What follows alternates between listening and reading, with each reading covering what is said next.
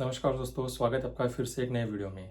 आज वीडियो में हम टॉपिक कवर करेंगे व्हाट इज़ म्यूचुअल फंड, यानी कि म्यूचुअल फंड होता क्या है। म्यूचुअल फंड के वर्ड में ही सबसे पहला जो वर्ड है उसको कहते हैं म्यूचुअल, यानी कि समांतर। इसका वर्ड टू वर्ड अगर एग्जाम्पल दे तो समांतर होता है। अभी इस चीज़ के अंदर क्या होता है, म्यूचुअल फंड के अंदर आप जैसे या फिर मेरे जैसे काफ़ी सारे इन्वेस्टर क्या करते हैं, पैसे इन्वेस्टमेंट करते हैं।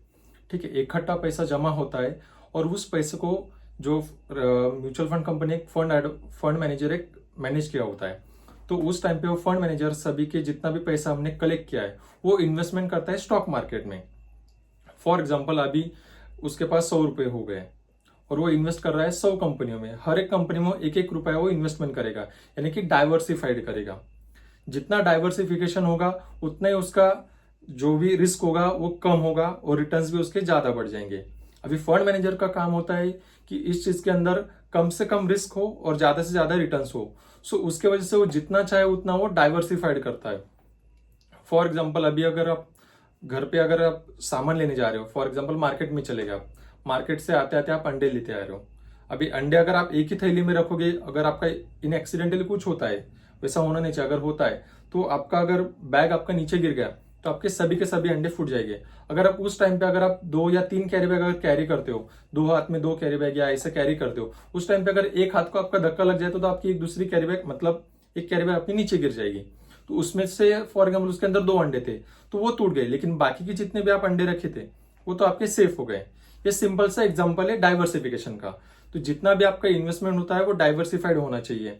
अभी म्यूचुअल फंड कंपनी अगर देखा जाए तो उसे बहुत सारी म्यूचुअल फंड कंपनी, जैसे कि म्यूचुअल फंड कंपनी को हम कहते हैं असेट मैनेजमेंट कंपनी, जिसे हम एएमसी कहते हैं, असेट मैनेजमेंट कंपनी। अभी असेट मैनेजमेंट कंपनी अभी देखा जाए तो अराउंडली 47 to 46 असेट मैनेजमेंट कंपनी है। जैसे कि एचडीएफसी म्यूचुअल फंड हुआ, एसबीआई म्यूचुअल फंड हुआ, कोटक म्यूचुअल फंड हुआ, कैनरा रेबेको म्यूचुअल फंड हुआ। ऐसे तरह तरह के म्यूचुअल फंड कंपनीज है जिसे हम एएमसी कहते हैं।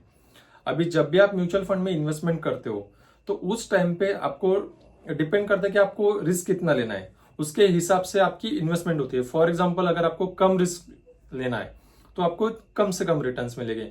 अभी म्यूचुअल फंड में जैसे कि इक्विटी स्कीम्स है, उसके बाद में हाइब्रिड्स है, उसके बाद में लिक्विड है। अभी इक्विटी स्कीम में क्या होता है, ज्यादा रिस्क होता है। जैसे कि हम काफी बार सुना होगा आपने small cap, large cap, mid cap, ये इक्विटी स्कीम्स है।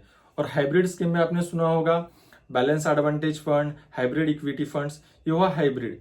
अभी दोनों में डिफरेंस बताता हूँ। और थर्ड वन है लिक्विड फंड, जिसके अंदर आपका इन्वेस्टमेंट होता है जैसे कि मतलब जैसे आप एफडी में इन्वेस्टमेंट करते हो वैसे ही लिक्विड फंड के अंदर आपका एफडी जैसा ही रिस्क रहता है।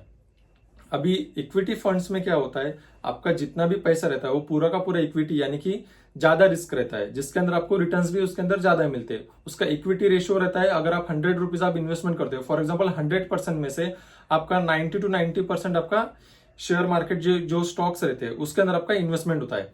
अभी हाइब्रिड स्कीम में क्या होता है, आपका पैसा 80% सेफ्टी में रहेगा और 20% आपका इन्वेस्टमेंट होगा। तो इसके अंदर आपका कम रिस्क हुआ और कम रिटर्न हुआ।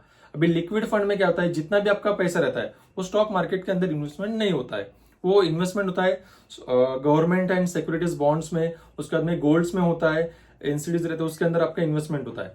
सो सेफ्टी रहता है। आगे चल के अपन इसके अंदर भी डीप डिस्कशंस करेंगे कि एग्जैक्टली इक्विटी फंड कैसे वर्क करता है, हाइब्रिड फंड कैसे वर्क करता है और लिक्विड फंड कैसे वर्क करता है। तो इस वीडियो में सिंपल सा यही था कि म्यूचुअल फंड क्या होता है। So thank you so much for watching this video. अभी इस वीडियो अगले जो वीडियो आएगा मेरा, उसके अंदर आपको एसआईपी के बारे में बताया जाएगा, एसडब्ल्यूपी क्या होता है उसके बारे में बताया जाएगा, एसटीपी क्या होता है वो बताया जाएगा। अगर आपको कोई सजेशंस हो तो आप नीचे कमेंट्स में भी बता दीजिए और चैनल को सब्सक्राइब कीजिए। Thank you so much for watching.